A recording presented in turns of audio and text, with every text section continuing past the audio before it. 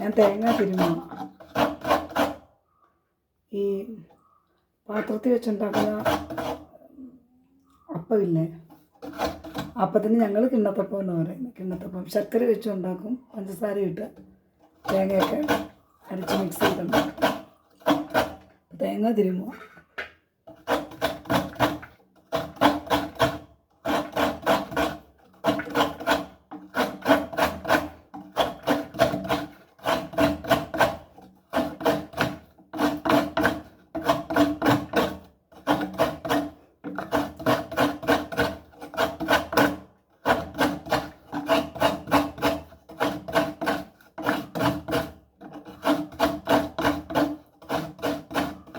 നേരത്തേക്ക് ഞങ്ങൾ ഹിന്ദുവായിട്ടിരിക്കുന്ന സമയത്ത് ഈ കല്യാണ വീടുകളുണ്ട് ഞങ്ങളുടെ വീടിനടുത്ത്.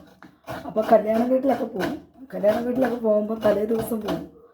അപ്പോൾ പെണ്ണുങ്ങളെല്ലാം കൂട്ടി, പെണ്ണുങ്ങളെല്ലാം വരും. പെണ്ണുങ്ങളാണ് പാചകമല്ല, പാചകക്കാരൻ വേറെ ഉണ്ട്. പെണ്ണുങ്ങളാണ് തേങ്ങ തിരുമുന്നത്. അപ്പോൾ ഞാനത് ഭയങ്കരമായിട്ട്, ഞാൻ ഒത്തിരി തേങ്ങ തിരുമുന്നുണ്ട്. എത്ര തേങ്ങ വേണമെങ്കിലും തിരുമും. എനിക്ക് ഇടയ്ക്കൊക്കെ വെച്ച് വയ്യാഴികയുണ്ട്, അതുകൊണ്ട് അങ്ങനെ അങ്ങ് പറ്റുമെന്ന് അറിയത്തില്ല.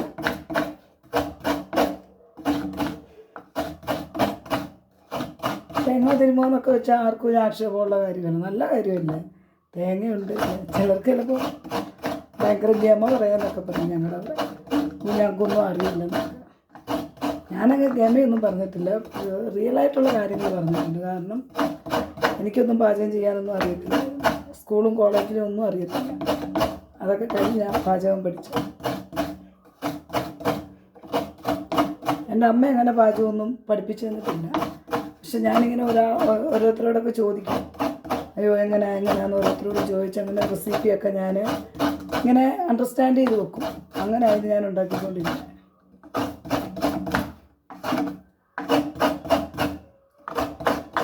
ചിലപ്പോൾ ഈ തേങ്ങ തിരുമ്പുമ്പോൾ ശ്രദ്ധിച്ചില്ലെങ്കിൽ വേണ്ട, ഇങ്ങനെ അങ്ങ് പോകുമ്പം കൈ ഇവിടോട്ട് കയറിപ്പോകും, കൈ മതി. ഇപ്പോഴത്തെ പിള്ളേർക്കൊക്കെ തേങ്ങ തിരുമാൻ അറിയാമെന്ന് അറിയത്തില്ല. നമുക്ക് ഇൻസ്റ്റൻ്റായിട്ട് തേങ്ങ കിട്ടും, പിന്നെ തേങ്ങ പാല് കിട്ടും, പിന്നെന്ത് കിട്ടുന്നത്, തേങ്ങാപ്പീര ഒക്കെ കിട്ടും.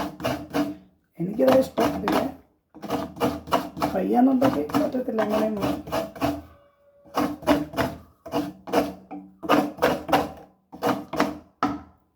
എന്തായാലും ഇപ്പം തൽക്കാലം ഇത്രയും മതി. ഇത്ര ഞാൻ തേങ്ങ തിരുമ്മിയെടുത്ത്.